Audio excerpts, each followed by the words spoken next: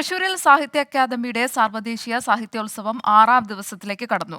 ചൂടേറിയ ചർച്ചകൾ മാത്രമല്ല ഇവിടുത്തെ ആകർഷണം. വേദിയിലെ വ്യത്യസ്തമായ അലങ്കാര കാഴ്ചകളും ശ്രദ്ധേയമാണ്. ആദ്യത്തെ സാർവദേശീയ സാഹിത്യോത്സവം വേദി അണിയിച്ചൊരുക്കുന്നതിൽ വ്യത്യസ്തത വേണമെന്നായിരുന്നു സംഘാടകരുടെ ആവശ്യം. ഉത്തരവാദിത്തം തൃശൂർ ഗവൺമെന്റ് ഫൈൻ ആർട്സ് കോളേജിലെ വിദ്യാർത്ഥികൾ ഏറ്റെടുത്തു.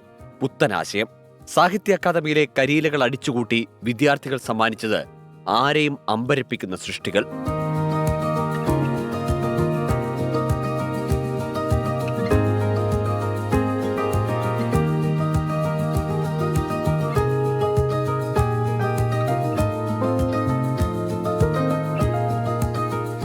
കരിയില കൊണ്ടാണ് സാഹിത്യോത്സവം നടക്കുന്ന അക്കാദമി അലങ്കരിച്ചിട്ടുള്ളത്. വിവിധ രൂപങ്ങൾ, കൃത്യമായ രാഷ്ട്രീയം പറയുന്ന നിർമ്മിതികൾ, ഭൂമിയിലെ ഒരു വസ്തുവും പാഴല്ലെന്ന് തെളിയിക്കുകയാണ് ഈ യുവ കൂട്ടായ്മ. ഈ ചവർ എന്ന് പറയുന്നത് യൂസ്ലെസ് ആയിട്ടുള്ള ഒരു സംഭവമാണ് പൊതുവെ പറയുന്നുണ്ടെങ്കിലും ആ ഒരു ചവറിനെ നമ്മൾ ഒരുപാട് ഉപയോഗിച്ചത് കൊണ്ടാണ് നമ്മളിപ്പോൾ ഈ കാണുന്ന തരത്തിലുള്ള ഒരു ആർട്ടിന് നമുക്കിവിടെ ഒരു ജന്മം കൊടുക്കാൻ പറ്റിയത്. അപ്പോൾ അങ്ങനെ ആ ഒരു ആശയമാണ് നമ്മൾ മെയിനായിട്ട് ഇതിൽ ഫോക്കസ് ചെയ്യണത്. ഒന്നും തന്നെ യൂസ്ലെസ് എന്ന് പറയാനായിട്ട് ഒന്നും തന്നെ ഇല്ല എന്നുള്ളൊരു ആശയം.